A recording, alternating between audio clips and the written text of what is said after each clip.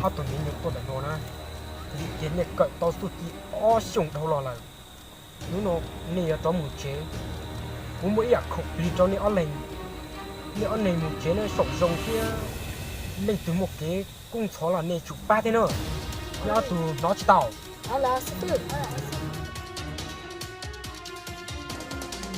nhưng nó mua tụi mình luộc khởi công nó cho nên ở tụi mất cho sự tao hậu còn ở tụi một chục kỳ nên từ đã chỉ là nè chụp ba tàu mua này ở lành cho ấy tụ để ở lành mà mua thứ khổ tao đã ở lành nữa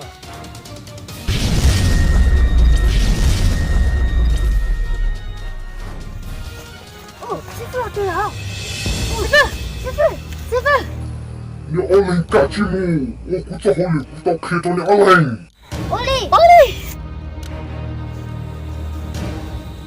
À, cái tên cả ta biết sư phụ. Ở trong thao là, bố sĩ cũng cho hiểu chỉ sai, cho bảo tiếng nào, sẽ có đi à?